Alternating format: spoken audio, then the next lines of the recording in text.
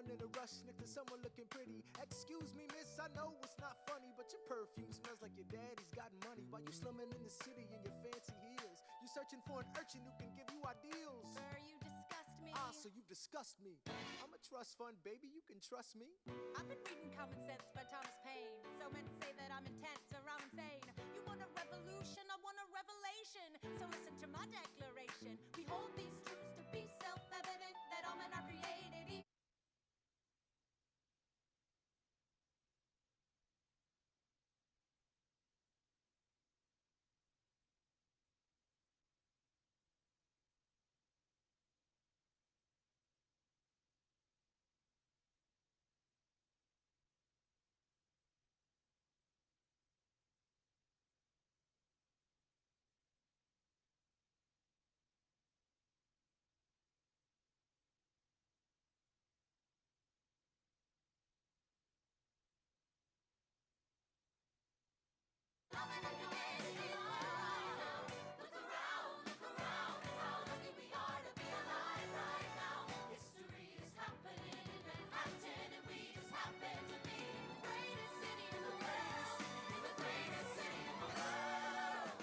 Yeah, I'm ready. I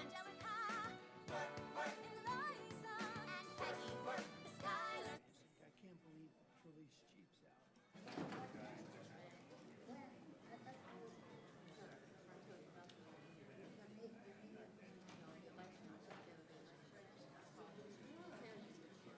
Hi.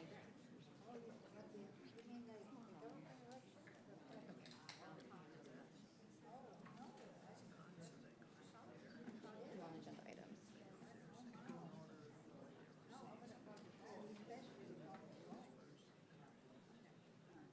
Got it. Okay, we ready? All right. Let's call this meeting to order. City Clerk, roll call, please.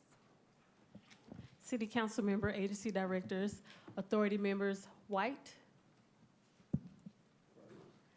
Castellanos, Present. Mann, Present. Vice Mayor, Vice Chair Hughes Leslie. Present. We have a quorum. I'd like to go ahead and make a motion that we excuse the mayor. I'll second that motion. Call for the question. Let's vote.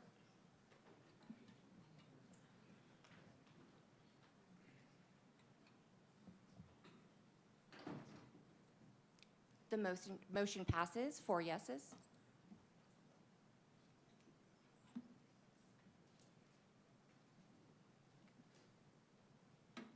Okay, we will now receive the invocation by Tony Herrera from Grace Chapel.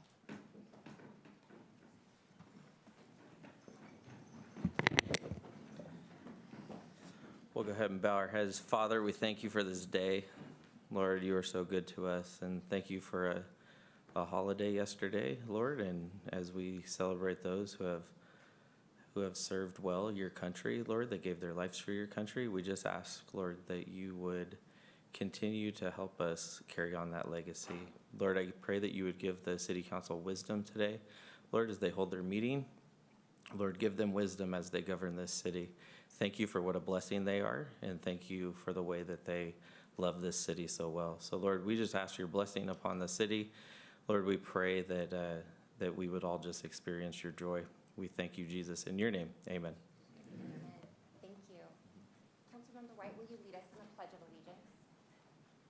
Cedric, will you lead us in the Pledge of Allegiance? Yes, ma'am. Place your right hands up your heart. Ready? Begin.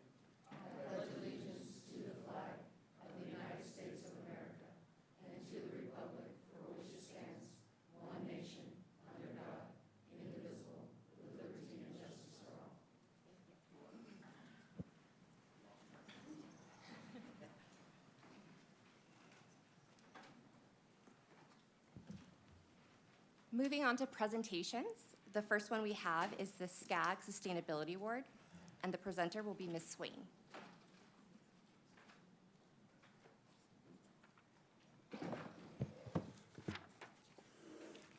Vice Mayor and council members, today I'm pleased to present to you the Southern California Association of Governments 2026 Sustainability Award in the Housing for Sustainability category.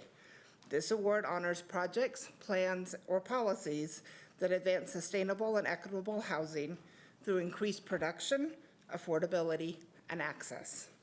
This award recognizes the combined efforts of housing, building and safety, and planning to increase housing production and opportunities since the adoption of the city's housing element in 2022, and a goal of reaching the city's regional housing needs assessment number of 9,023 units. The Housing Accessibility Initiative is a three-pronged approach towards a more diverse, resilient, and community-centered housing strategy, which focuses on identity, funding, and partnerships. The identity and funding components resulted in the city obtaining a pro-housing designation from HCD and multiple grants to support mobile home rehabilitation, first-time homebuyer assistance, and more, along with the funding for the update of the Transit-Oriented Development District and the Parkway Village Specific Plan, which was adopted in January. The partnership component has resulted in the development of multiple housing projects encompassing both market rate and affordable, for sale and rental. These include Imagine Village 2, a project serving residents with special needs, Desert Meadows Apartments and Townhomes, the Sagewind and Ravello communities, Pacific Topaz, an active adult community, and Sierra Azul, a 100% affordable apartment complex. In total, between 2022 and 2024, the city approved 2,960 units, issued 1,867 building permits, and issued 1,716 certificates of occupancy for residential developments.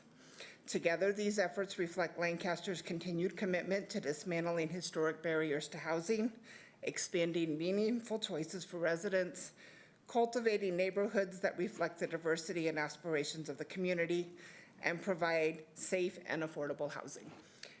And this is what the award looks like. Beautiful.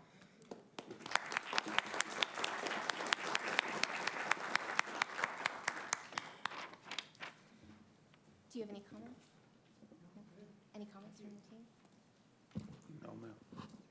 Thank you so much, and just a big round of applause and congratulations again to our team. Those are incredible numbers. I know a lot of hard work went into it, so thank you and congrats.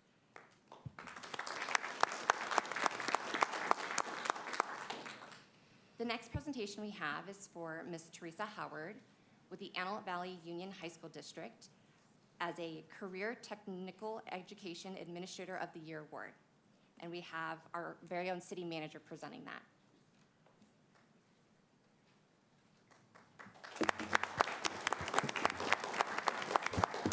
I would also, before I begin, like to invite up School Board Member Hughes and I think Assistant Superintendent Chris Grado. Thank you. So, I don't know, wait, oh, you're sitting down. Stand on up. Stand on up. Let's do a proper roasting. No. So I think it was a priority of the school board, the superintendent, and of the city to get more involved and really advance these career technical education programs. A couple years ago, I believe, Teresa, you were promoted into this role. And through this Association of California School Administrators, this year you received this prestigious Career Technical Administrator of the Year award from the state. So really big deal. I think it's made up of 15 regions and lots of people applied throughout the state, and she was given this honor. So a huge round of applause for her for that. I'll quickly read what this honor was. It was, Teresa is recognized for her exceptional leadership in bridging the gap between traditional education and high-demand career pathways. In her role, she oversees a vast array of CTE programs that provide students with industry-recognized certifications and hands-on experience in fields ranging from aerospace and engineering to health sciences and digital media. Her work is celebrated for creating robust partnerships with local industries and ensuring that students graduate not just with a diploma, but with a competitive edge in the workforce. So personally, one thing I could tell you that I think is very exciting for the community, we're out there and we're building the community kitchen, the event center, and that theater over there at the emergency operations center over there at the fairgrounds right now. And I'm looking forward to see her build out the culinary program, the sports tourism program for these kids, the facilities management program, and the event management program. It's just another avenue where we can advance these CTE type programs. So congrats to Teresa for her award, and I think the assistant superintendent want to say a few words. Thank you. Vice Mayor and members of the council, thank you for having us today. And this is a very well-deserved award. Ms. Howard is really good at her job, and where she really excels is that, CTE is a great hands-on learning opportunity for our students, and it really promotes critical thinking, but where she's really good at is that she makes sure it's part of an industry sector. So it's not just something that's fun and project-based learning, but it's also something that, as Charlize was saying, our students can leave our high schools with a certification or something that can get them into a career almost immediately. So again, thank you, and thank you for recognizing this, but at the state level to get this award is a very big deal and very well deserved. So thank you. So this is her cert, and we'll bring her up and she'll get a couple pictures with you. Wonderful. Thank you.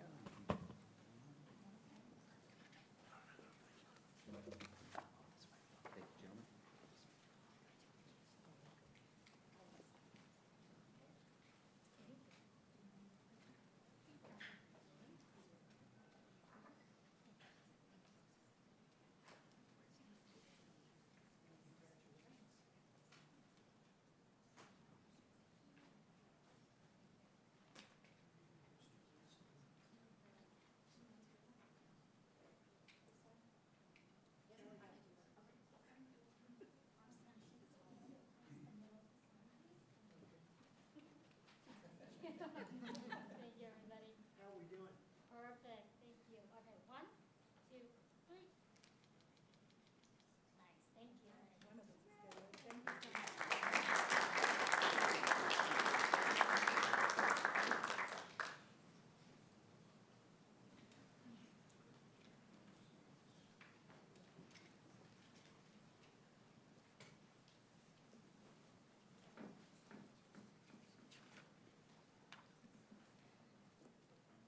Did either of you have any remarks on that presentation? So just what we talk about, The presentation that we just did, yes. Oh, yes. Ms. Howard, you do a great job. We appreciate all the work that you do for our kids in the high school district, and continue the good work. You have our support 100%. Thank you.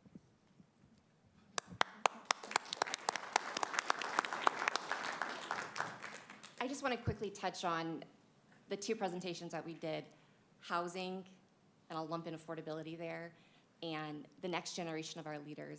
Now, higher education is not meant for everyone, and it shouldn't be meant for everyone, because I work in higher education. It comes at a pretty high cost. So the fact that we have a community who's not only developing our next generation of leaders, they're going to be our experts in all the things that you're doing, which then, hopefully, as long as we're attacking housing and affordability over here, continuing, though, to make sure that those people who don't go to college have a way to pay for their house, to pay for their mortgage. My dad likes to share this story. One of my sisters went to Vanderbilt.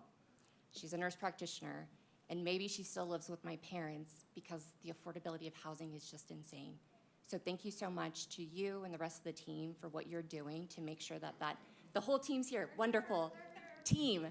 Thank you. And as Councilmember White said, keep it up, because we need your help.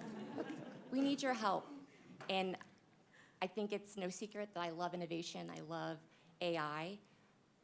However, there needs to be a healthy balance of it all. So keep it up. Thank you so much for being here. And again, kudos to the whole team.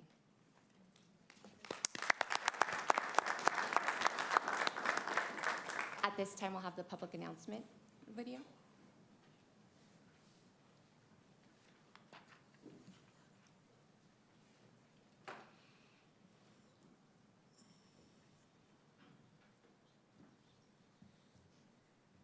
The City Council encourages public participation in its meetings. However, the right of the public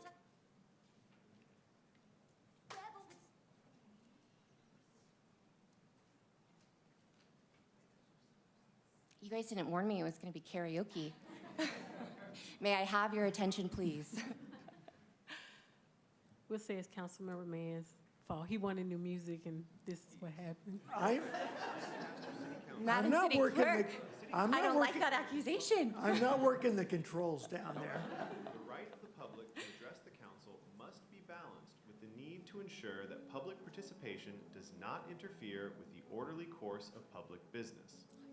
The City Council follows the city's Code of Conduct and Ethics and Robert's Rules of Order in the conduct of its meetings, and we respectfully request that all are reminded to abide by the following rules. As stated on the agenda for this meeting, any person who would like to address the city is requested to complete a speaker card for the city clerk. Please be sure to identify the agenda item you would like to discuss on your speaker card. Speaker cards must be filled out and submitted prior to the agenda item being called. You will be given an opportunity to address the council at the time the agenda item is discussed. Individual speakers are limited to 3 minutes unless a different time limit is announced. Speakers must cease speaking immediately when their time has ended. Public comment on agenda items must relate to the subject matter of that item. Public comment on non-agendized items is limited to subjects within the jurisdiction of the council. Please keep in mind that state law prohibits the council from acting on items that are not on the agenda. The public's right to address the council does not include the right to engage in a dialogue with individual council members or staff. Please remain respectful of the forum and refrain from uttering, writing, or displaying profane or threatening statements towards the council, any member thereof, staff, or any other person. Any person engaging in conduct that disrupts the meeting is subject to being removed from the council meeting. If you disrupt the meeting, you will receive 1 warning. If you continue to disrupt the meeting, you will be escorted out of the meeting or the meeting will be recessed. Upon reconvening, if disruptions continue, the meeting room will be cleared in accordance with the provisions of the Brown Act. We ask that you now silence your cell phones as the meeting is about to begin. Thank you for your participation. Thank you. Are there any items on the consent calendar that we'd like to pull for discussion? I believe we wanted to pull CC 10, 11, 12, and 13. Sorry, I also would like to pull 6, 7, 8, and 9, just to have a discussion. Any others? No. Okay. And I'm seeing no speaker cards for the consent calendar. Okay, can I please have a motion and a second for approval of the consent calendar, pulling items 10 through 13 and 6 through 9? A motion to approve the consent calendar. I'll second that. Let's vote.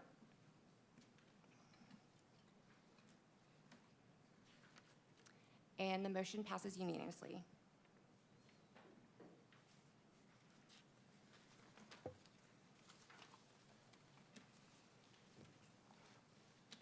Okay, moving on to CC6, the Lancaster Maintenance District annexation.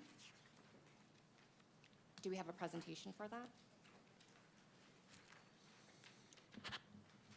Patty, you want to give a quick presentation on 6 through 9? Yeah, I'm actually going to have Nicole Jones join us. She oversees all of our landscape maintenance districts and will provide a quick update. Thank you, Nicole. Sorry for putting you on the spot. All good. Good afternoon, Vice Mayor and council members. The items before you, 6 through 9, are each a little bit different. Number 6 is, so when a development pulls their grading permits, they are assessed into our 4 different maintenance districts, which is landscape, lighting, drainage, and sewer. And at the time that they pull their grading permit, we then annex them into those districts so that when they get certification of occupancy, then it gets added to the property tax roll. So state of California requires that we go through an annexation process for every new property. And then 7, 8, and 9, that's also required by state law that we prepare an annual engineer's report and then have a public hearing, which is scheduled for June 23rd, to go ahead and assess for the following year. You have Thank you, Nicole. Any questions? Yes, so, so what we're asking is to approve for property taxes to increase because of these services that we need? No, your property taxes don't, it's not a property tax, it's an assessment. And the assessment is for the districts that provide services to you, or to the property owner that's paying them. Like, for example, drainage is all of our storm drains. Sewer is all of our sewer lateral lines that lead to the sanitation district's main lines. Lighting is all of our street lights. And landscaping is all of the city-owned, city-maintained public landscaping that surrounds neighborhoods and things like that. Second question, has the assessment been completed? No, this is a resolution of intent, so that we can move forward with doing the assessment and then taking it to public hearing on June 23rd.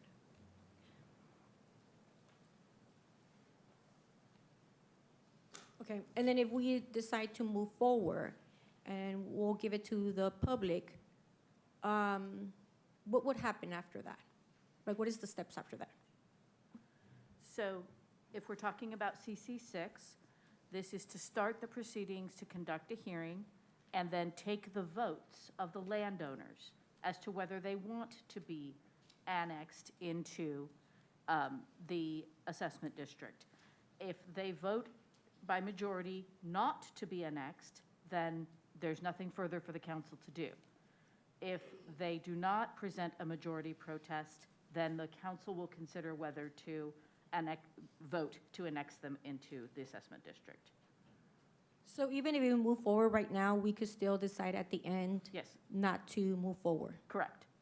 Thank you. You're welcome. How do we get this information out to the community? These are, so 7 through 9 specifically are our annuals that we do every single year. So it's people that are already paying the assessment, and their assessment just increases based on the report that is done every year. For 10 through 13, which I'll get into next, we're doing a lot of public outreach for that, which I can get into in that presentation. So there's no letter that goes out to the homeowners? Yeah, For the annuals? No. Hi, my name's Chris Thomas. I'm with Harrison Associates. We prepare all these wonderful numbers for you. How you doing, sir? Hi. Welcome. Excuse Say, me. how you doing, sir? Welcome. Good, good.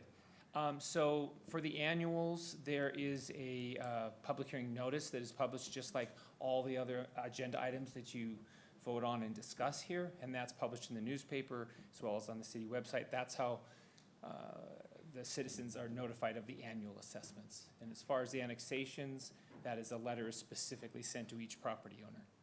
Thank you for the clarification, sir. Okay. Appreciate it. Any other questions? Okay. Would the team feel comfortable if I ask for a motion for CC 6 through 9? Yes. Okay. May I please have a motion in a second? I'll make a motion to approve CC 6, CC 7, CC 8, and CC 9. A second. Okay, let's vote. And the motion passes unanimously. Thank you. Okay, now CC 10 through 13. Charlize, I believe we do have a presentation for this. Oh, welcome back, Nicole. All right, so this is a little bit different. It's not our annual. It starts the Proposition 218 process as it relates to our 4 maintenance districts that fund important neighborhood infrastructure and maintenance services. As I mentioned them before, they are landscape, lighting, drainage, and sewer. The goal of this effort is to maintain reliable infrastructure, fairly distribute costs amongst property owners, and reduce long-term infrastructure risks and emergency costs. Under California law, Proposition 218 allows cities to fund critical infrastructure and maintenance services through assessments paid by properties that directly benefit from these services. It's similar to the LA County Fire Assessment Fee that is on every property owner's property taxes for those services for the area. The city hired a consultant, Harris & Associates, to conduct an updated proportional special benefit and methodology analysis tied to existing infrastructure and services. In other words, they did a comprehensive review of the districts to make sure that the right properties are paying their fair share based on today's costs and conditions. It is similar to paying your electric, water, or gas bills. It's a service that's provided. Many of these assessments were established decades ago, and most property owners have not seen increases in 20-plus years. For example, sewer fees have completely been unchanged since 2008, and drainage fees have largely unchanged since the 1990s.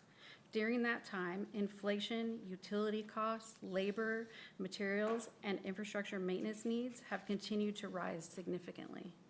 These funds are legally restricted to the properties receiving the special benefit from each district and are only used to maintain our critical infrastructure and neighborhood services. Updating these assessments is necessary to sustain essential services, address deferred maintenance, reduce long-term infrastructure risk, help relieve ongoing pressure on the general fund, which for the last couple of years has been $3 to $4 million a year, and that only covers the bare minimum maintenance required. And when we take money from the general fund, we take away our ability to put more funding towards public safety, programs for our residents, paving streets, signal maintenance, parks maintenance, and other critical services the city provides. Deferred maintenance means delaying repairs because funding is insufficient. Small problems eventually become much larger and more expensive problems. The images on the screen are examples of a landscape area that's overgrown, broken streetlights that may not be able to be replaced, a drainage pipe with severe root intrusion, and a sewer manhole that is in desperate need of maintenance. If we continue to delay repairs and defer maintenance, storm drains will continue to flood and get worse, resulting in dangerous conditions. Lights can fail, leading to safety issues on our streets. Landscaping can decline, resulting in fire hazards around neighborhoods and businesses. And sewer systems can require costly emergency repairs. But most importantly, our toilets will not be able to do their jobs. The images show real issues that we face, including flooding during storms, burned landscaping next to houses, streetlights damaged, and sewer maintenance issues. Tonight's action only initiates the Proposition 218 process. Property owners would still receive notices, have multiple opportunities to attend open houses for information. Our first one is scheduled for June 17th at LPAC. They'll receive ballots where required. If this is approved by council tonight, the public hearing is proposed for the July 14th council meeting. And I'm here, and the consultant is here if you have any questions. Do you guys have any questions? Yes. I know that you said that we have been covering, the city has been covering part with our general fund. Can we do it again? Can we do it for one more year? I'm just very concerned that our community are struggling, and an increase can affect a lot of people. And so maybe you could talk about a little bit about what's the potential increase. Yeah, so for a typical single-family home, if they're annexed into all 4 districts, which most of them would be, and are. They're looking at a range of an increase from $119 to $217 a year. That's about $18 a month on the high end. But a year, it's almost $100, correct? For 1 year, it's an increase of $119, yes.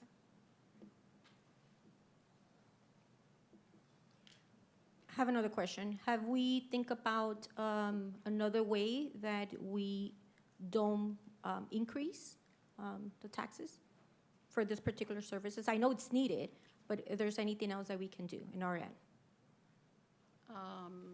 Other than continue to put the burden on the general fund, no. And like I said, that takes away money for other things that are just as important, sometimes more: public safety, paving our streets, programs, parks.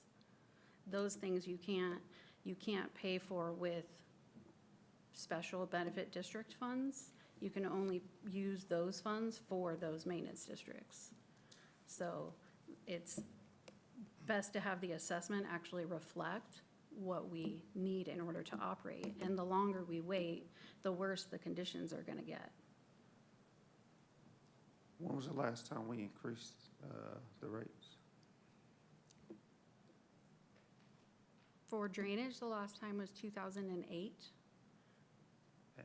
And sewer has been, or not 2008, I'm sorry, sewer in 2008.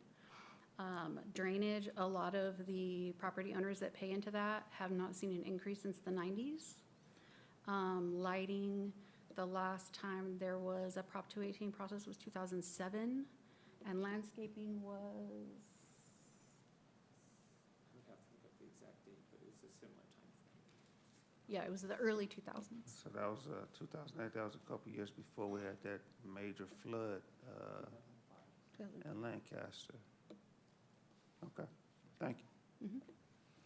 Any questions or comments? Yeah, a couple of things. Obviously, the 218 process, by state law, that puts the onus back over on the burden of the taxpayers, correct? So us approving this tonight doesn't necessarily raise we don't have any immediate impact. Correct. And then it would be their responsibility then to say, either we accept it or we do not accept it. Yes, ultimately, the property owners are the ones that decide through a majority vote or Yeah, a majority protest. And then the second thing is, we just had an open house.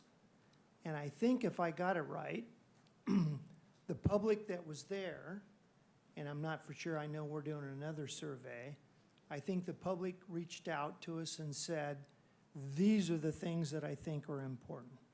And I believe, if I have it right, it was the streets, Yes, and it was public safety, yes. and I can't remember the third one, but Homelessness. Homeless, right. And so by us interrupting that process, essentially, the public's already telling us where the city council should put their attention on. Correct. At least that's my takeaway. That's correct. Okay. Thank you so much, and thank you for clarifying and underscoring that, Councilmember Yeah, Mann. that was great, Ken. If there are no further questions or discussion, I'll entertain a motion for consent items 10 through 13. A motion to approve CC 10, CC 11, 12, and 13. I'll second that motion. Let's vote.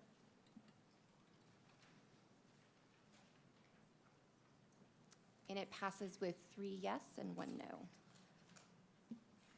Councilwoman Castellanos voting no. Yes, thank you for highlighting that. 1 no. Okay, moving on.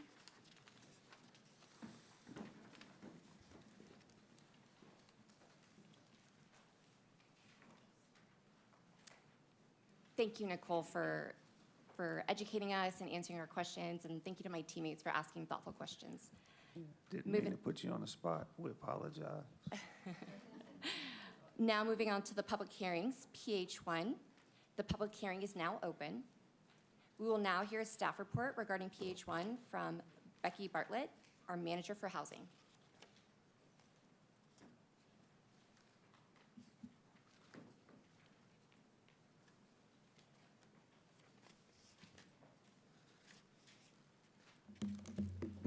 Good afternoon, Vice Mayor and Council. Becky Bartlett, Housing Manager for Community Development. The item before you is a public hearing pursuant to the Federal Tax Equity and Financial Responsibility Act, TEFRA, to adopt a resolution approving the issuance of the $20 million in tax-exempt bonds for the California Enterprise Development Authority, CEDA, for the benefit of Bart's Altadena Community Center. The financing will support the acquisition, construction, improvement, furnishing, and equipping of healthcare facilities located at 43322 Gingham, 43210 Gingham Avenue, and 42933 Business Center Parkway in Lancaster. Bart's Altadena's Community Health Center, the Antelope Valley's first federally qualified health center, provides comprehensive healthcare services to underserved populations throughout the region. Bond proceeds will refinance and improve existing healthcare facilities and fund Phase 2 of the Bart's Altadena Community Health Center campus expansion project at Business Center Parkway. Planned improvements include expanded outpatient primary care capacity and additional services such as dental care, diagnostic imaging, dialysis, and specialty healthcare services.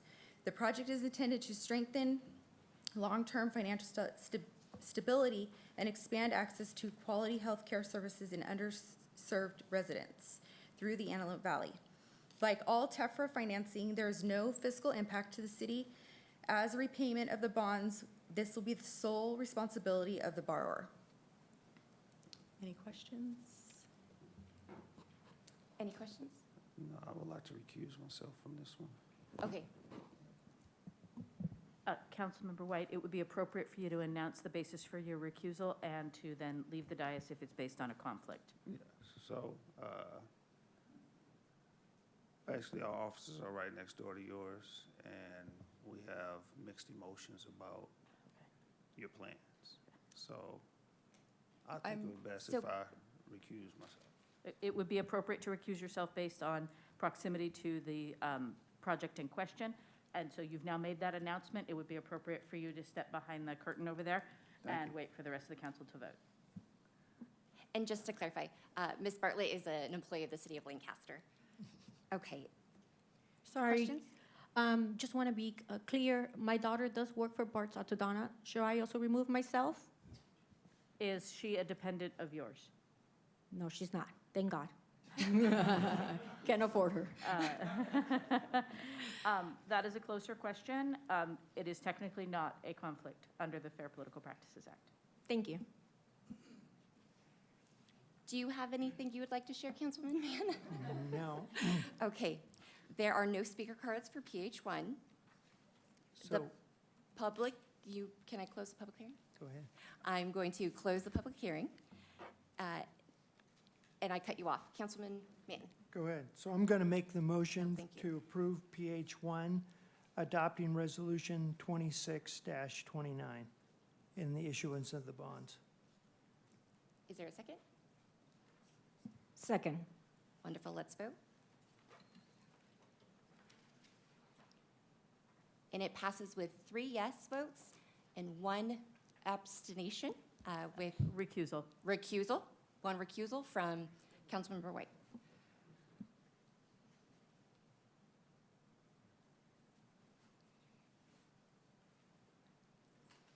Welcome back. Okay, moving on to new business. Approval of the Lancaster Energy Summer Bill Credit Program. We will now hear a staff report regarding NB1 from Ms. Cindy Valdivia. Did I pronounce that correctly? Valdivia. Ms. Valdivia, who is our analyst for the Lancaster Energy and CDBG program. Thank you. Thank you.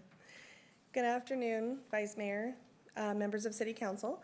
My name is Cindy Valdivia, your Lancaster Energy Analyst, and I'm presenting to you the proposed Lancaster Energy Summer Bill Credit Program for your consideration tonight.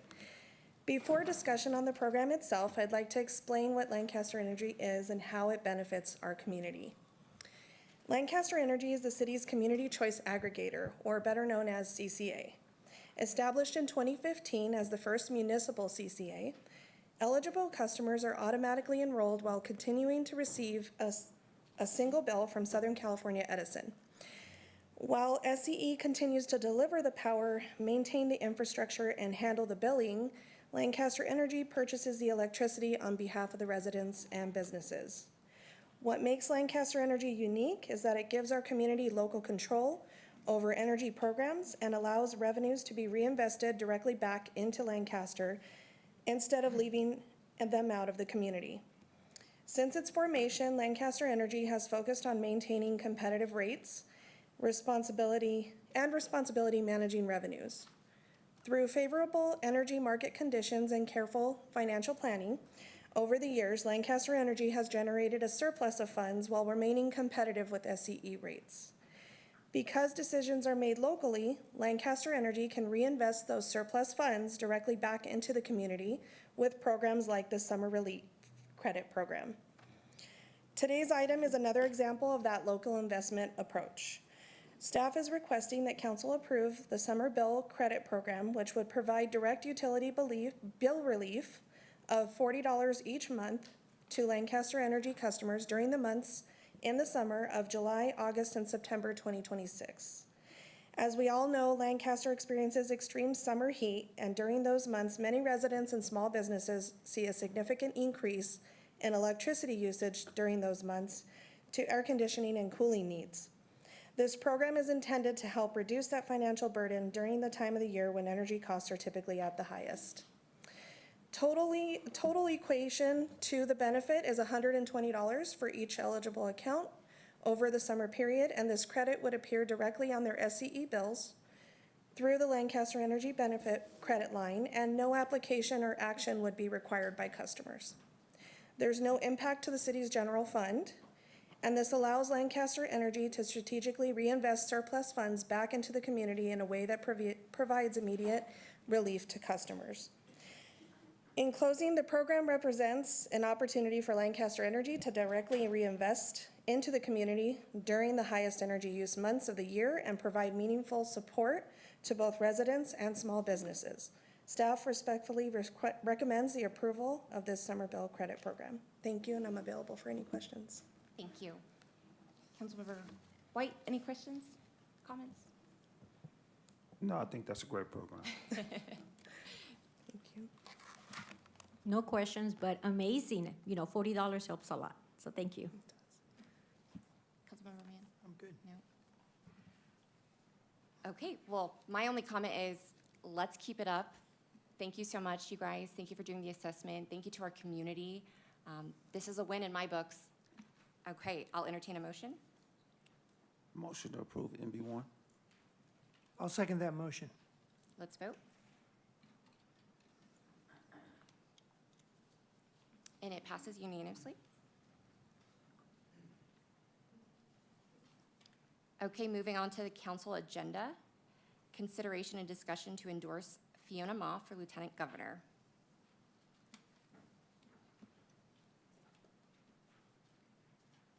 So obviously I am not Mayor RX Paris. He's way more handsome than I am.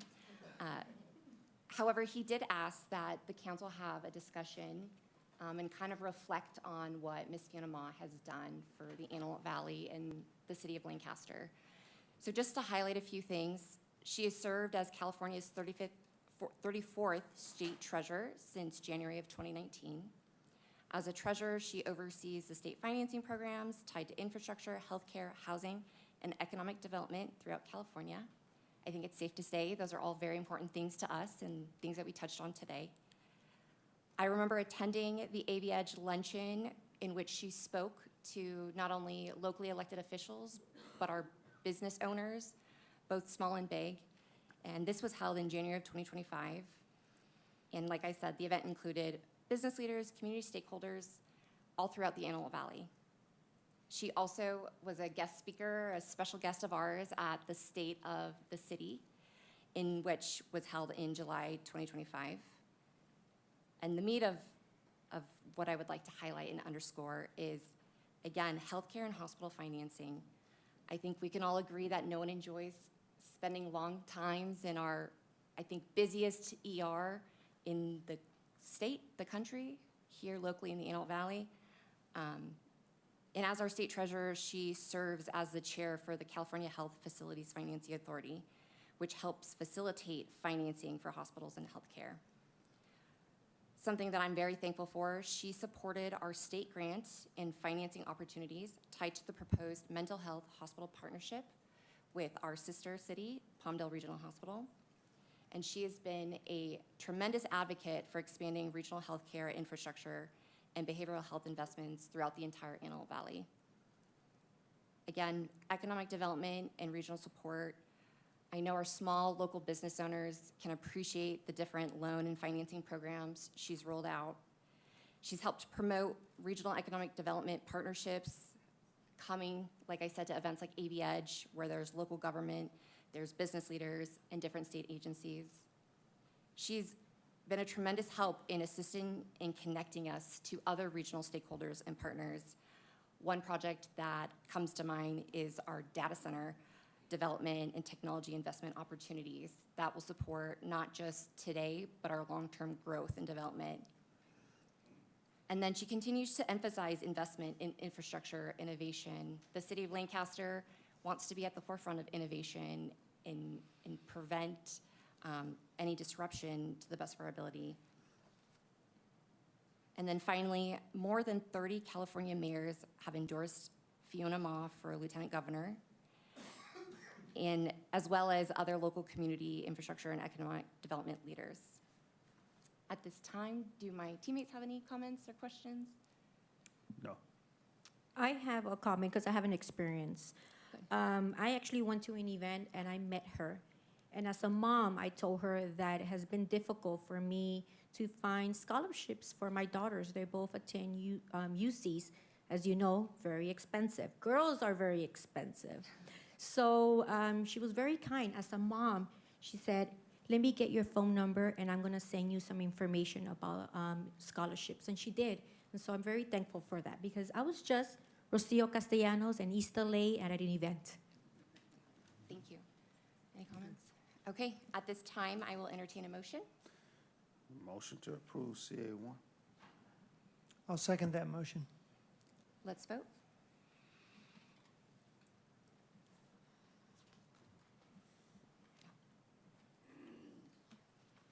And the motion passes with 4 yes votes. All right, Fiona, we're rooting for you. You better win. Okay. Moving on to council reports. Do you have anything you'd like to share? Yes. A couple weeks ago, we went to the California Cities Summit out in Palm Desert, and it was a great experience. We got to meet a lot of other council members, school board members, city managers, and we learned a lot. One of the things I would like to do is partner with our schools, and if we're not doing that, reinforce our commitment to our community, our school district, and our kids. So I thought it was a great workshop. Wonderful. And that's a board that you were just recently appointed to, correct, Cedric? Yes. So thank you for Didn't have jumping time to right in. adjust, but I did it. Dove in head first. And do you have any events that you'd like to, other events you'd like to highlight? Yes, went to the mini med graduation. The mini med graduation was a great experience. It was great to see our youth get to experience biology, and not only experience it, enjoy it, along with the doctors that led the classes and the school district, Westside Union School District. It was a great experience. Wonderful. And can we please play the video for that?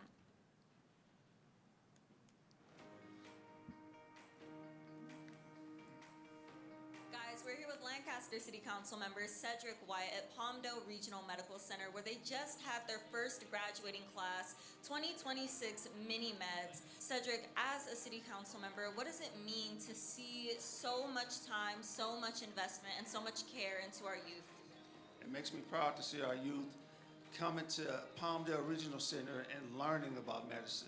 It's all about education early. And our students from Westside Union School District get to come to Palmdale Regional and get firsthand education from doctors and residents here at Palmdale Regional. We're looking forward to helping them grow and making sure that they come back and serve our community, because we need our homegrown doctors to come back and serve our community and love on our community. And Councilmember, you shared that you come from a family of medicine. You have daughters who are RNs, occupational therapists. How are you hoping that this program continues to grow and blossom and maybe creates the next family of medicine here in the AV? Well, I hope it gives everybody appreciation and love for medicine as they continue to come and grow with Palmdale Regional Hospital, that they love medicine and want to continue and go to medical school and come back and serve our community. That's all we ask for.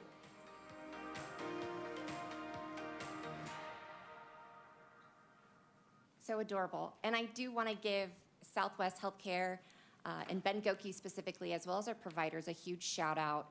This is a tremendous program that they brought to fruition.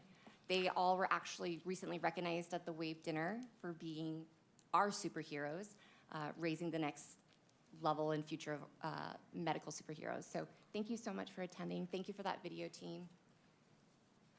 Any announcements? Yes, I actually was very busy as well. Good, that's what we like to hear.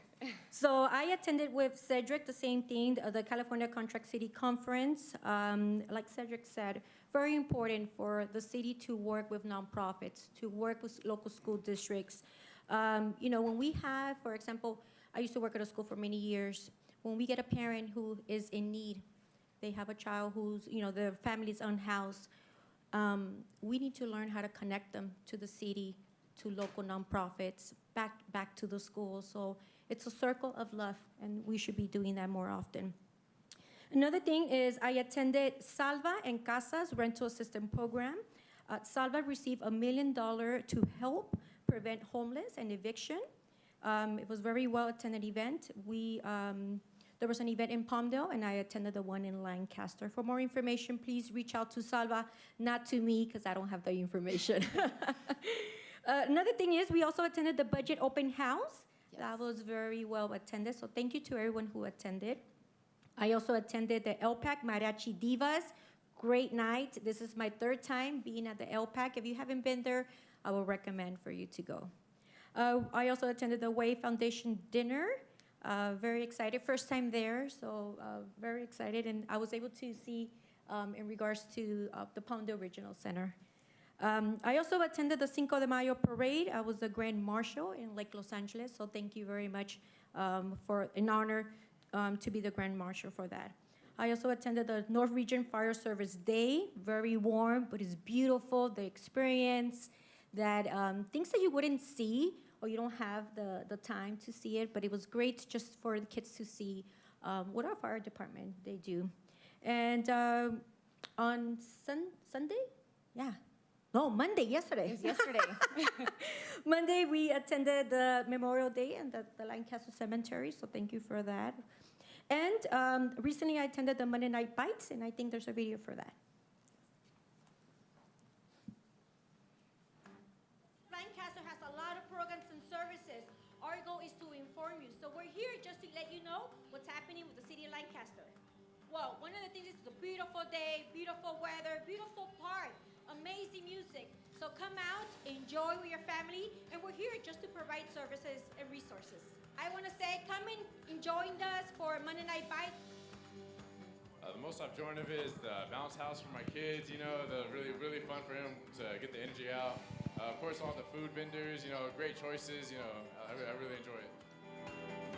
To see the different cultures, the different, just different people and their vibe and all that, and just come together, you know, and just enjoy their time, you know, enjoy the community, enjoy the weather, nice California weather. So yeah, that's why I like coming. That's why we like coming here.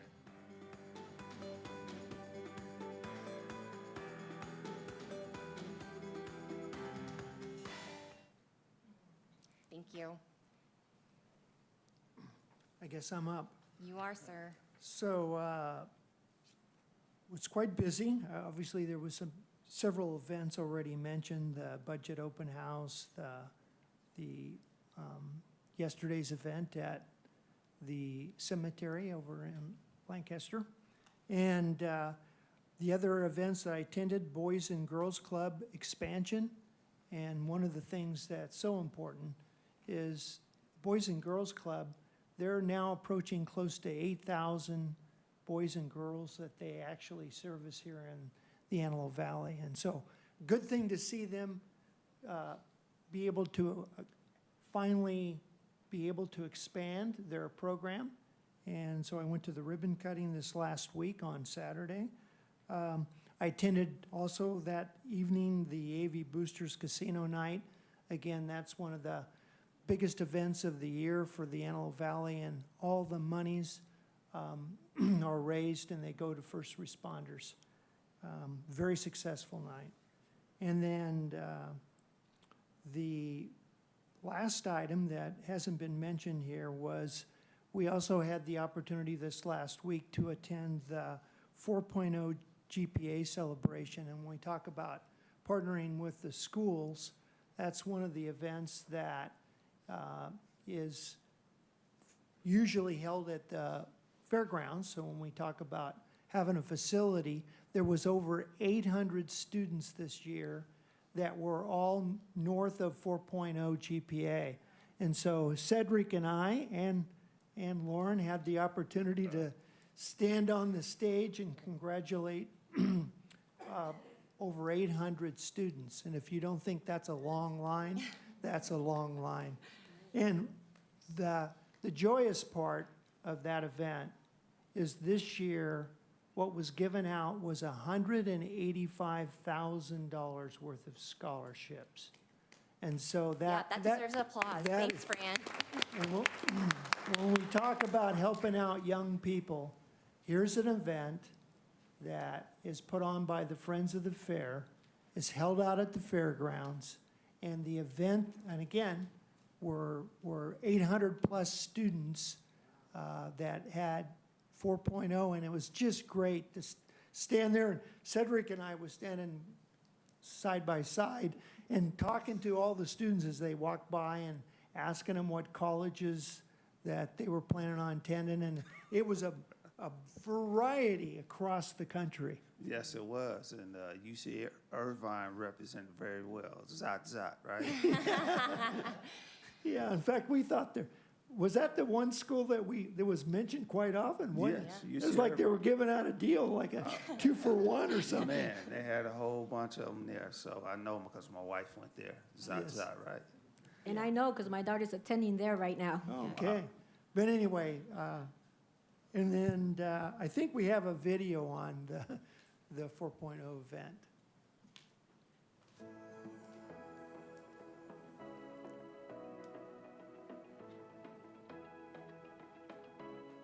Guys, we're here at the 4.0 GPA celebration at the AV Fairgrounds. Joined with me is Haley Guzman, who was just awarded $20,000. Haley, what are you feeling right now? I'm feeling hype. I'm feeling nervous. I'm feeling good. I'm feeling excited. I don't know. I'm going to Cal Poly San Luis Obispo. I'm majoring in animal science. I hope to become a veterinarian one day. And I just think that this is going to support me in my further education because it's expensive. Tonight, I want to just share with you, when I was standing up there shaking the students' hands, I was so impressed with the list of colleges that were passing through. And you know what? This valley's gifted with a lot of great young people. And that's our future. So what a great night. In today's society, when it's all about that instant gratification, that instant validation, to be in a room full of over 800 students who day in and day out dedicated themselves to their studies, on top of, I'm sure so much more, sports, extracurriculars, helping out at home, volunteering in our community. The fact that they put in the work day in and day out for 4 years and received a 4.0 GPA, I mean, that is worthy of being applauded.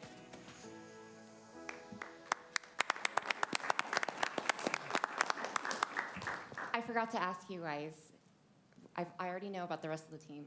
Did you achieve a 4.0 in high school, Mr. Cedric? Was close to it, about 2.5. No? Ugh.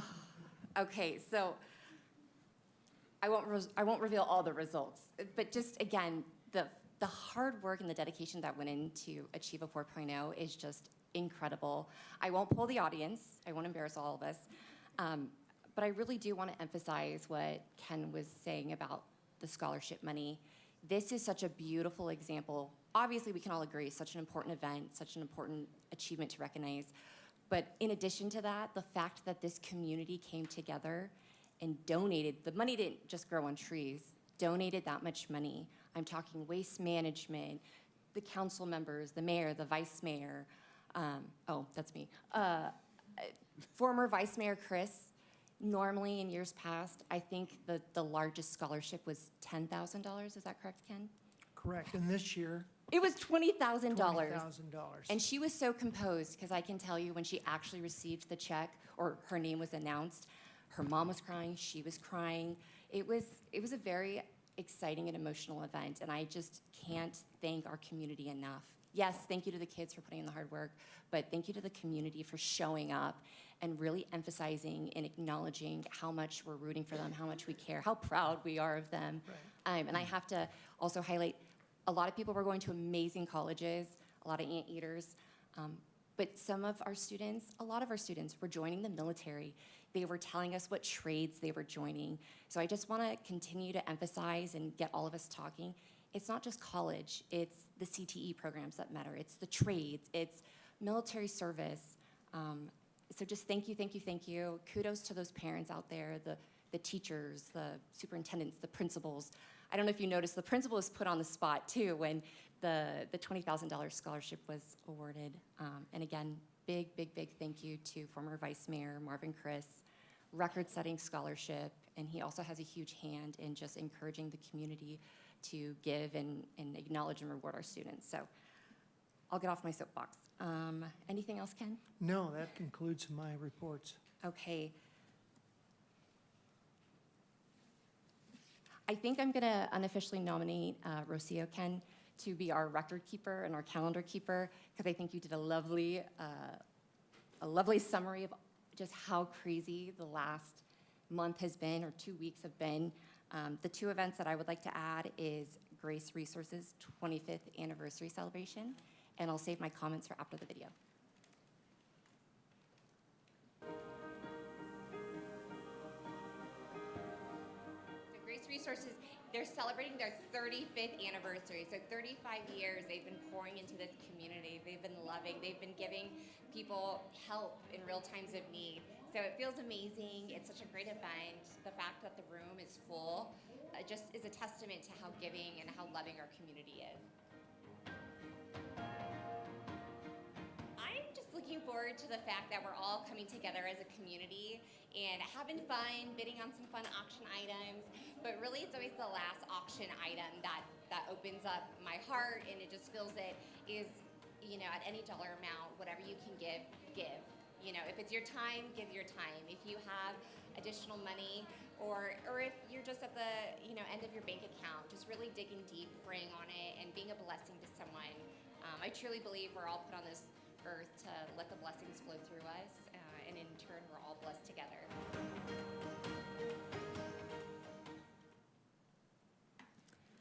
Yeah, that deserves it. An incredible event. Again, it took a team effort. We also had the opportunity to recognize the Johnson family. They've been a staple for that organization. Both him and his wife, I think Ms. Sharon got more accolades Right, than Jeremy in her unofficial capacity. But again, it just highlights, it takes a team, and they're a beautiful team, and we wish them all the best. And we're really excited to start working with the new team. No stranger to the Antelope Valley, and again, everyone who's ever donated their time, their money, their energy, sharing the resource, thank you so much. And then I also had the privilege of attending the AV Press Future Leaders event, and we have a video for that.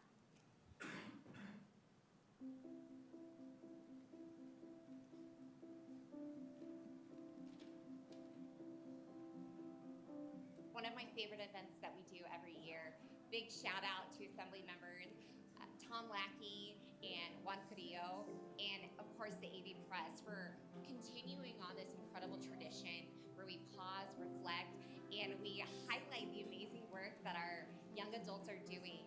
I always tease that, yes, it's about the future leaders, that's the name of the award, but really these young adults are already leading in our community, and that's what we're recognizing. Yes, they have tremendous potential, but these high schoolers, I want to say there was over 70 applications, and they had to narrow it down to 25. So it's the best and brightest of the Antelope Valley. They're already serving our community. They're scholars, they're athletes, they're artists, they're leading in their local organizations and their churches at the school. So to come together and just honor them is like incredible.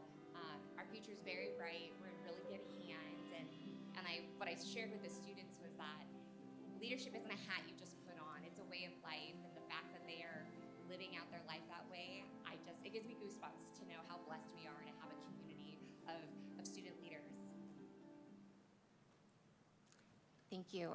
What they didn't show in the video, but was very important to me, was I had all our student leaders stand up, turn around, and give a big round of applause to their parents, their grandparents, their family, their friends, their teachers, their principals. Because again, I'm sounding like a broken record. It really takes a team. It takes support. It takes our whole community. So everyone who loved on those young adults, our future/current leaders, thank you so much.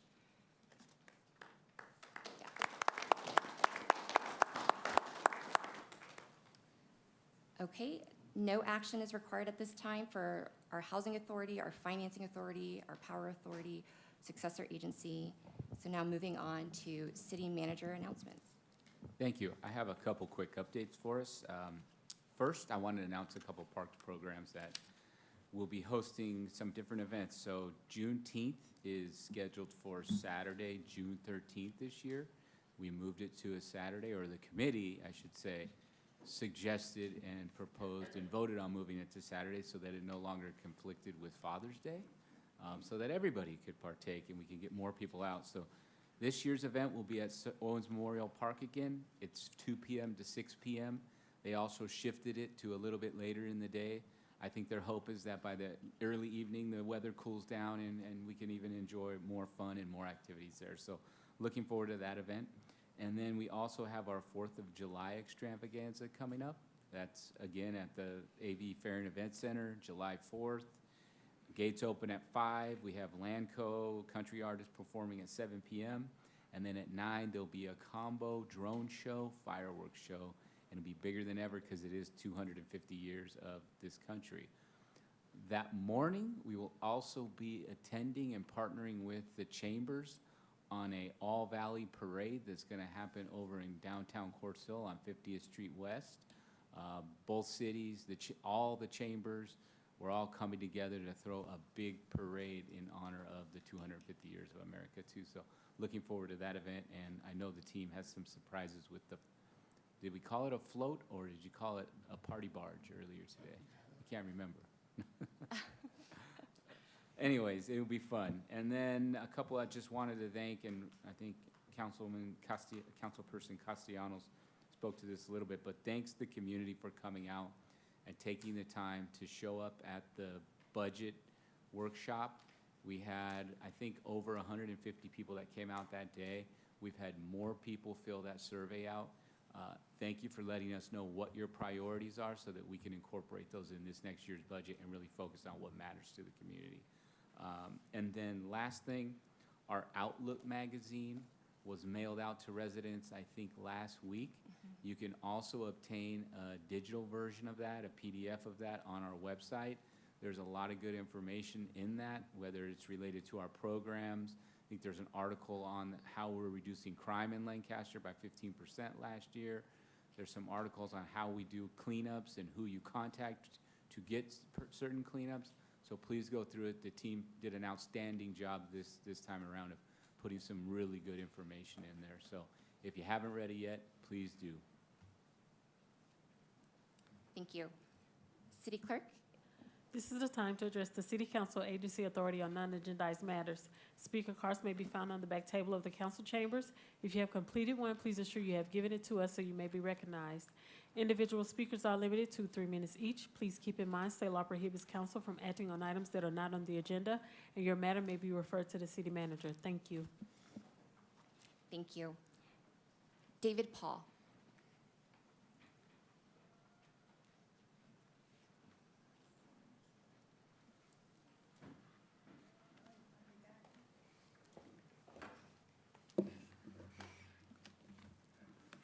Vice Mayor and Council, good afternoon. And Vice Mayor Hughes Leslie, it's such a pleasure to announce you as Vice Mayor. I'm very happy that you took over that position. You have big shoes to fill, but I know you will do it fantastically. Yeah, there was a couple of nice events I went to, and you know, the thing that I always appreciate is that if people get involved, they realize how much fun it is to participate in civic events.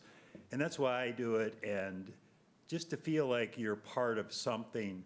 And, you know, if you're not going to get in there and try and make the world a better place, you can't really complain. That's how I feel about it.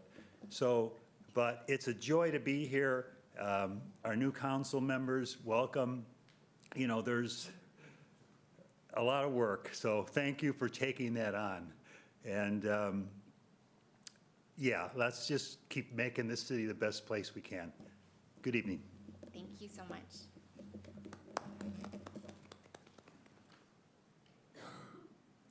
Fran.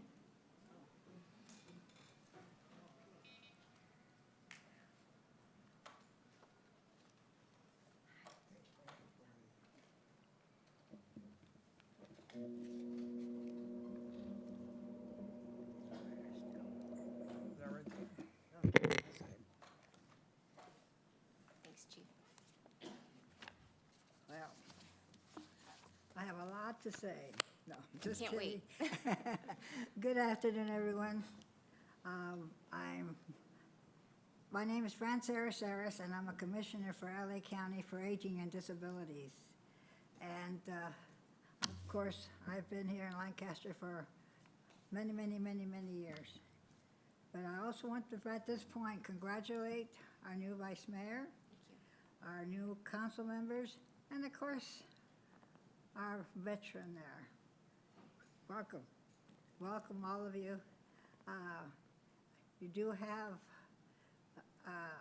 it is a big responsibility to run a city, and it's things are changing drastically, not only here, but throughout the whole world. And people's destinies are changing. A lot of adults are leaving us, and the new generation, and thank God for those 800 youngsters. That was wonderful, and I've been praying and praying for something like that because they are the seed of our future. And that is so great. And I want, like you said, the parents, because they work just as hard trying to keep these kids in school. Yeah. So thank you, everybody. It's always my pleasure to come here. I really like living in Lancaster, and I do everything I do is for Lancaster. That's why I was appointed as a commissioner to I even forgot what I was saying. I think my mind is going a mile a minute because I know I only have 3 minutes and I'm already going down. But anyway, I was appointed because for this district, for the 5th district, which is a big district, because we don't get any kind of accountable efforts or anything from down below. So I'm trying my darnest to do what I can for all of us. But also, real quick, I just want to say thank you to the city of Lancaster and the mental health department. On Friday, we had at the Lancaster Senior Center, we had a prom. And you should have seen, it was so neat. Everybody got dressed up and just like if they were in high school. And everybody had a good time, and it was, I know, I hear you. Please finish. And it was good to see, and not only for Lancaster, a lot of people from, we invited, well, not we, They invited people from Palmdale, some even came from Little Rock. They came from all over, and what I really got out of it is that's what we need, not just Lancaster, not just Palmdale, not just, we are all one, no matter which way you look at it. You know, we're all here for the same, we live here. We must like it if we live here. So let's get together and do something about it as a unit, not as an individual little city here and little city there, because we're all one. And that's what we need. And then, like, I know the mayor's not here, but I guess I'm not saying it right, but to co-phrase our mayor. Now I forgot what I was going to quote. I guess I'm getting too excited. I just feel that we need to get together and be a unit, not this is yours, this is mine. And I think this city is going to get bigger and bigger, and it is becoming, if anybody doesn't realize it, we are going to be the second LA because it's getting there. Oh, I thank you very much. God bless you all. Thank you, Fran. And we're blessed to have you putting in the hard work, representing us in LA, and I couldn't agree more with everything you said. We often get a better product when we all come together, work together, have differing opinions, do that uncomfortable thing where we agree to disagree, but we get it out there, and ultimately we compromise and work through it, and we get a better product. So thank you for what you do in our community. Thank you very much. And now, if I can get my motor running, I'll leave. Thank you very much. Thank you. Ronald Riley Sr.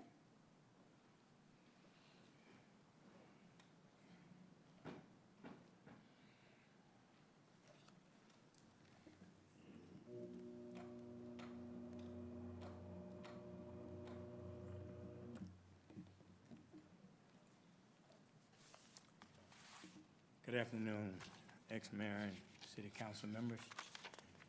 I appreciate being able to come up and speak to you all and read what I have to give you all.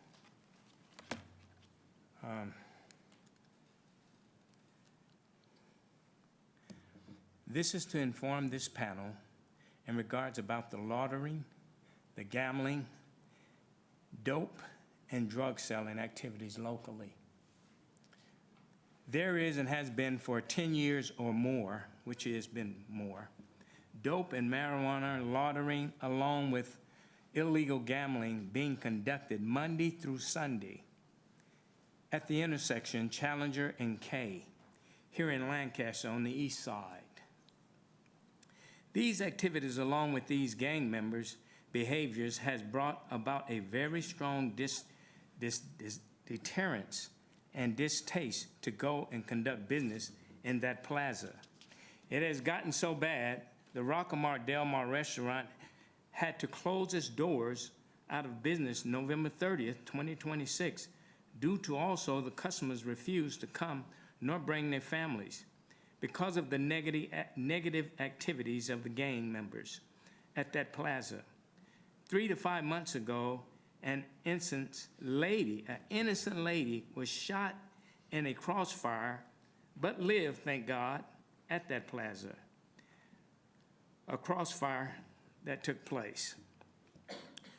Tokyo Steak Restaurant is also anticipating to relocate their restaurant. It's also anticipating to remove from that location also. Captain Roberts and I, and 2 of his local deputies, along with 2 of his deputies, and I met with the owner and superior, Mr. Trino Morales. He brought it to our attention, a lady from the school district, Lancaster, that several students from Jack Northrop and junior high across from their plaza, they are being sold drugs and marijuana from those gang members. Other owners I spoke to and with at the plaza stated they have like statements about this bad conduct and behavior from those people and how it has and is affected their businesses. no customers' participation. The children after school, before school, seeing these men loitering, gambling, bent over and standing gambling, dope selling Monday through Friday at 1004 East Avenue K Liquor Store at the plaza. These are the businesses that has and are being affected in that plaza and drop loss of business at that location. Number 1, East Street Clothing, 1014 East Avenue K. Tokyo Steakhouse, 1024 East Avenue K. And the Classic Barbershop, 1012 East Avenue K. And the Tap House. Well, Rockamar Del Mar Restaurant, the Mexican restaurant, are closed.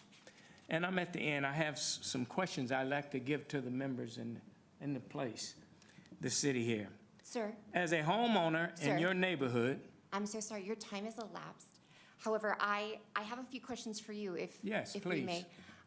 Do you know if the plaza has a business watch program? I am a neighborhood watch block captain. Thank you, sir, for your service. And I've been there for at least 5 years now. Okay, And this is what I've observed. good. But I wanted to ask you, Mayor, ex-mayor, That's okay. Vice What's your Mayor. question? as a homeowner in your neighborhood, would you tolerate these type of activities? And would Heck, you no. care for your gang, the gang members to cross the behavior to sell drugs to your students, your No, sir, children? I think these are all rhetorical questions, though, because I don't think anyone in Yeah. this room. Okay, so, I have done my own surveillance and, to Captain Roberts, I've spoken to him lengthily, and I've talked to also, Chief Armelin. I have done my own surveillance at that place, and I tell you, I've been incognito because they have warned me to be careful. You gotta be safe. And Be so I safe. did, and I sat across the street, unbeknownst to them. I have videos of them, I have pictures of them selling drugs and doing things that they shouldn't do illegally. And I was wondering, why couldn't we have two entities here, the sheriff department and the police department? Why aren't they sending someone there to be incognito to capture these people and remove these people? Then we have another problem, ma'am, Tell me. over on the east side, on 10th Street. And thank y'all for hearing me. I hope we can get something done about this because it has ruined our neighborhood. And I heard these people speak earlier about Lancaster and the communities and the neighborhoods. Why aren't we doing something about that after 15 years? Thank you, and y'all have a blessed day. Sir, hold on one second. Yep, Mr. Riley? Yes, sir. go ahead. No, I was just calling back for you. Oh, thank you. Thank you so much. Just like Fran, thank you for what you're doing in our community. Thank you for stepping up and putting together your neighborhood watch. It sounds like unofficially you're the captain of this business watch that Yes, I should am. probably get formed, Rod. So please, after this meeting or when it suits your time, get with our chief. Our captain over here, he's pretty involved in our community. He has a little one, I know for a fact. So absolutely not. Nobody in this room thinks that's acceptable. Thank you for doing your part. Thank you. We hope you continue to partner with us. Oh, I but will. Chief needs to take it over It's from got to be here. removed. 100%. So I look forward to the plan you guys are going to come up with. And thank you again. Vice Thank you. Mayor, Well, quick- one last statement. Go ahead. I was Mr. just White. going to say thank you, Mr. Riley, for all that you do. I want to let you know that you're not in this alone. We're here with you. Thank you. So I'll be talking to you off record later on, and we'll make sure that we come up with some type of plan after we I appreciate speak it. with Rod and everyone else. All right? All right. So I just want to Vice- say, Vice Go Mayor, ahead. if I could interject quickly, I Yes. think, because we completely agree with this gentleman and his comments here, and we've done a lot of work at that location, and I'd like to turn it over to Rod to summarize some of the work that's already been done out there. It's one of the locations we've been spending a significant amount of time on in the last few months. Thank you. Before you go, Chief, did you have a comment? no, just want to say the same thing. Right away when I started my role, that was one of the questions about that particular location. I used to go there to get my nails done. I don't go there anymore because it's not safe. And so I did have those conversations with city manager and the chief as well. Okay, Chief, take it away. Excuse me. There's a young man that got shot and killed over there, too. This was, I would say, last year. Also, one of the chiefs from one of the sergeants from the sheriff department was parked there, and I went up to him. I know those guys were standing there, and they were doing what they were doing. I didn't care. And so I say, sir, excuse me, why can't they come and keep coming here? Because every time you leave, he said, no, they run and they hide, or they go and get in their cars, but they come right back. So I called and talked with one of your ladies at the sheriff's station, Miss Matthews, Deputy Matthews, and she says, oh, we come there. I said, yeah, you do, but you don't send, I know no one could stay there, but they leave, and then they come back. And so Captain Roberts told me he was gonna send a drone over it. So I just want you all to know, people are being hurt there as well. Go ahead, sir. Thank you. First, thank you for coming, sir. It's a pleasure You're to welcome. see you again. So, yeah, we have been doing extensive work there and at I and 10th, I believe is the other location it you're is. talking about. We've done quite a bit of work there. I'm happy to tell you that. In fact, we've worked closely with the owner of the property, who now owns both of those properties, believe it or not. We're opening a substation at Challenger and K. I believe we're gonna open that July 1 or August 1 from working with that property owner. Praise God. So my team has worked extensively with all the business owners. In fact, we recently visited the Tap House. If you haven't been there, they got really good food there. So, but we've contacted every one of the business owners in that property and built relationships with them so we can start addressing issues. We've even gone as far as, you may have seen some of those, I think they're called bollards, the big water-filled.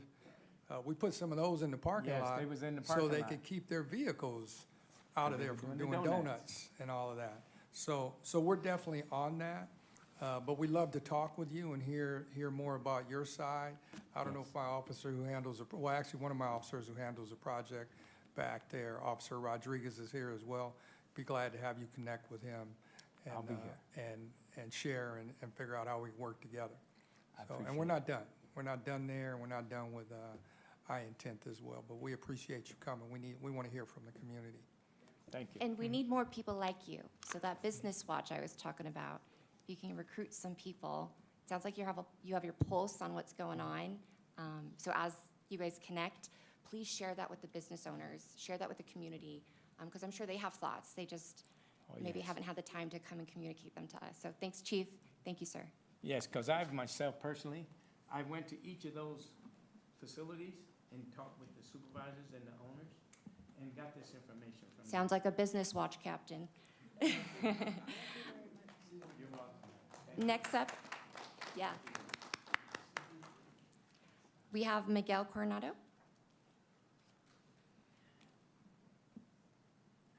Madam Chair, can you start my time at 3 minutes, because it's taking me about 10 seconds to get over there. I need the 3 minutes, ma'am, if it's okay. I appreciate it. Thank you so much. We're at 2:46 and I haven't got to the podium. 2:45. We can go ahead, Mr. sir. Riley, I got complaints about that corn. I'll be over there this weekend, so I'm gonna help you out. Thank you, Okay? please. Yes, sir. I'm here tonight because the city continues to fail the young people who work the hardest and ask for the least. I'm About- so sorry to interrupt you. Can Yes, you ma'am. please restart his time? Thank you, Thank you. Vice Mayor. Go ahead. Appreciate it. Congratulations on that. I'm here tonight because the city continues to fail the young people who work the hardest and ask for the least. Rocio, thank you for texting me back. Appreciate that. That's a good leader. Cedric, if you could please text me back or call me, I appreciate it. About 3% receive 4.0 out of the 21,500 students, 3%. I request certificates of recognition for students who earn academic success while serving their community, students who volunteer, students who mentor, students who stay out of trouble, students who represent the best of Lancaster. Trolleys told me that RX Perez decides that, not my two leaders that we just elected. Mayor Perez denied the recognition last year of my students. I'm asking this year to please honor it. The decision sends a message. In Lancaster, we celebrate power more than we celebrate education. We reward control more than we reward achievement. Chief, I still need to talk to you. If you could please call me back.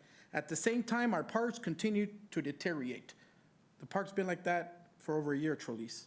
broken equipment, neglect fields, unsafe conditions, communities ignored, as you can hear from Mr. Riley. I'll be there to support you. The Parks and Arts Recreation and Community Service budgets stands at $33.98 million. Think about that. Now compare that with policing.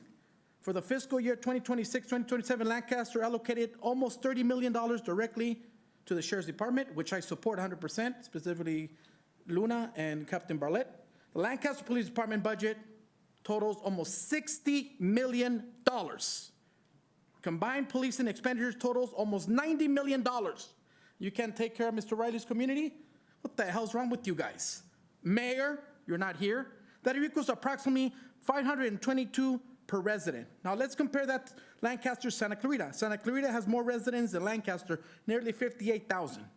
Yet Santa Clarita spends approximately $158 per resident on sheriff services. Their budget is about $30 million. Lancaster spends more than 3 times that amount.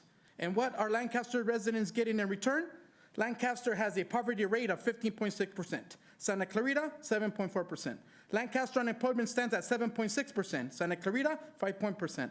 Lancaster's median household income is $81,511. Santa Clarita's median household income is $123,062.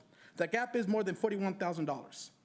The council continues pouring massive amount of money into police instruction while educational recognition, youth investment, and community spaces receive excuses, delay, and neglect. Trolleys, Mayor Paris, you deny certificate for students who earn them. You underserve the parks and the families that depend on them. You continue expanding enforcement while the city struggles with poverty, educational attainment, and economic mobility. Young people in Lancaster do not need more political ego. They need opportunity, they need investment. A city that refuses to honor my students while spending $89 million on policing has lost sight of what public service is supposed to mean.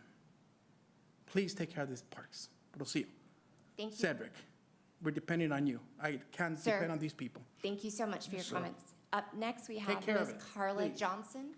Mr. Ryan, I'll be there to support you, sir. Carla, Stop doing checkpoints that are a waste of time.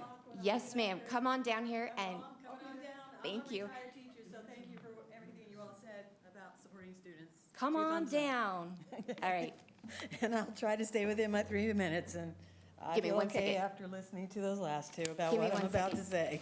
Okay, so Ma'am. good afternoon. Ma'am, I'm yes? so sorry. I just want to make sure we get you your time. Can you restart it, please? And go.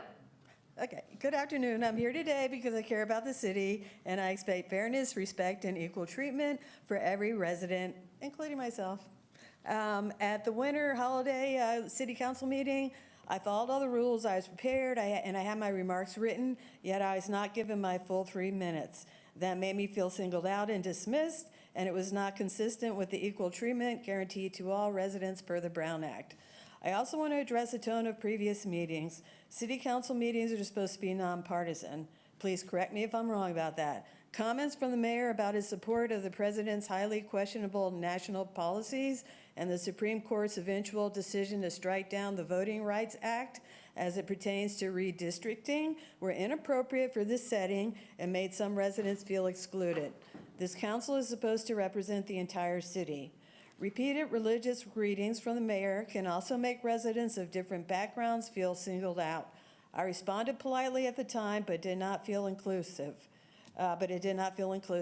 City leadership is supposed to represent people of all faiths and people even of no faith. I want to acknowledge the Los Angeles County Library Manager. I know they're a different government entity here in Lancaster. He's required to watch these meetings, and he works on behalf of the entire community, even though I know his background doesn't always allow him to understand me. This is called peaceful coexistence. I encourage the public to support library programs, including the book club being a restart at the Lancaster Library. A shout out to our new reference librarian. She knows who I mean. I also want to know what the city has done about the HOA concerns I raised months ago. Residents are facing selective enforcement and inconsistent rules. We need oversight and accountability. We pay local taxes in addition to HOA dues. And I want to address public safety. At the winter break meeting, no offense, but the Lancaster Police Chief asked why residents don't call law enforcement. Well, I can tell you why from my experience. I called the sheriff's station for help one night, and I know you're police, not sheriff, I'm getting to you. A deputy said she was on her way. I waited 9 hours. She never arrived, and I received no call. When I followed up, I was told nothing would be done. Another time I went to the Lancaster Police Station in person. No one came to the door. A voice through the intercom told me to go to the I'm almost finished. A voice through the intercom told me to go to the sheriff's station. I explained that the station felt unsafe because unstable people were yelling and talking to themselves in the waiting area. Normal residents should not have to risk that kind of exposure just to get help. For years, local law enforcement said their hands were tied by decisions made by the previous district attorney, Gascon. That was hard on the public. But now we have a different district attorney, Hockman, who, from what I can see, is taking cases seriously and is responsive to law enforcement efforts. So that excuse no longer applies. It's time for law enforcement to provide consistent, reliable service. A couple more sentences. That is why people don't call. We need reliability, accessibility, and safety, not chaos. I would also like to schedule a meeting with the 2 new council members who I hope will be more responsive. This does not let the long-serving council members off the hook. And just to thank you, Ms. Leslie, or what, sorry. I'll respond to that. That's my last name. I did email everyone a while ago about some concerns that do have to do with the city, and you're the only one who answered. So thank you for that. Thank you. I'm done. And can I please get a business card or something to schedule a meeting with you too? Yes, ma'am. Well, yeah, I can only speak for myself, but I have an open door policy. Whenever you want to meet with me, talk with me, I'm available. Do you have an email address? I'll get that to you.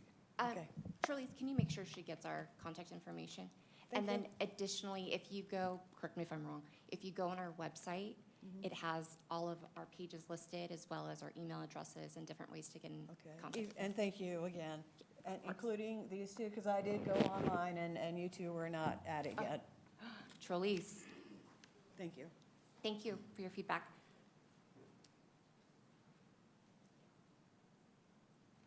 Wolford Carpentry? Did I get that right? Yeah. Oh, perfect. You guys got me fired up now. Oh, we're ready for it. Okay, sir, so sorry. Can we go ahead and restart? And go. Good evening, councilors. We have a problem with these e-scooters and these e-bikes. I've been, and I every morning, I'll go to the donut house, and these guys are idiots. They don't wear helmets. They should be a law on that. They dash in and out of traffic. I've almost hit one of them. And they just don't care about the vehicles. Number two, I have the deal with having your eye. You guys are taking care of it. I see you guys over there all the time. And once you go into that little plaza, these guys run across the street and they're selling over there. And I've talked to a couple of businesses over there, and they say they got to clean this up because they're wrecking our business. I mean, I got the hair stylist place. They've gone down so much. Customers don't want to go in there. They don't want to go to the donut shop. And then you got people sitting out there begging for money. You got the homeless people right around the corner, pissing on the wall, pissing around the back. Come on, I mean, I know the sheriff. I know the sheriff doing their job. I know the Lancaster Police Department's doing their job, but it's just Unacceptable. yeah, unacceptable, and that I see it all the time. So I stopped going to the donut house. Now I go on to Avenue J to the donut place over there, and I'm doing business with them. I mean, and I've talked to the owners of the donut house, and they said, we've lost half of our businesses. Half of our business from people coming in, the customers. That's not right. They're making an honest living and keeping the doors open. No, I mean, we got to do something. Other than that, like I said, the e-scooters and the e-bikes, we got to set a policy in the city that they have to have helmets on. And they need to do something about the speed. They got to drop it down. I mean, I think they had to go back to the little scooters that they push because they don't go that fast, and the drivers don't have to worry about hitting them. As a child of a nurse and a law enforcement dad, always had the helmet on. And I have two reckless, courageous kids myself. So I hear you, sir. Thank you so much. But anyways, thank you for listening.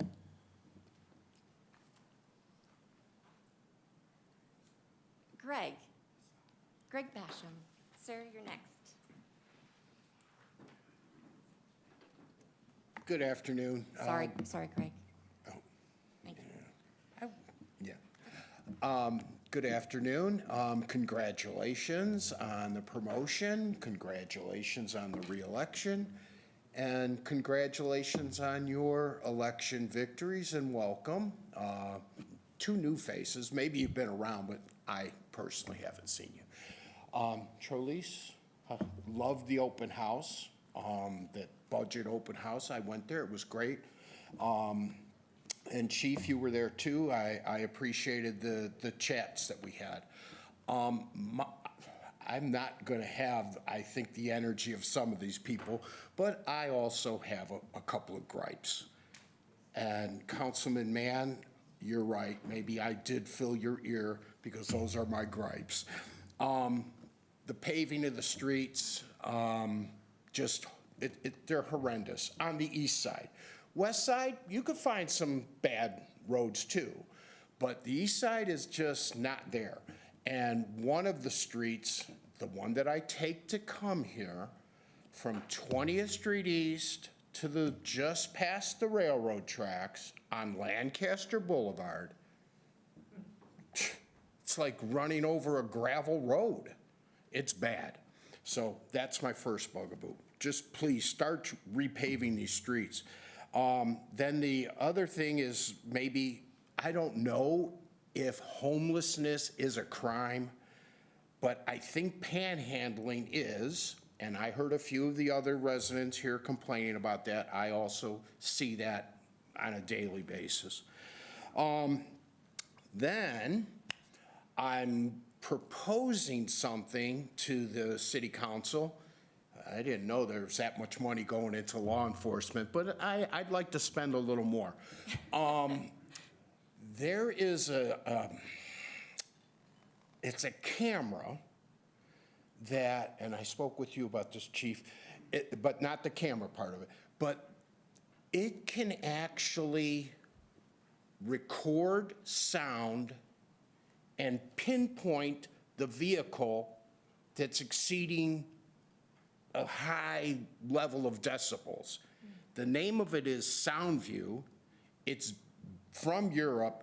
It's being used on the East Coast, and it has definitely helped revenue by ticketing these cars and vehicles.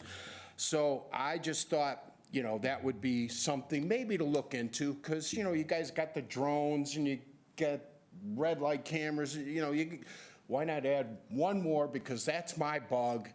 20th Street East and Avenue J, it's like a racetrack all the time. And one last thing, sorry, I know I'm going over, I don't want to do that. I was trying to keep it close.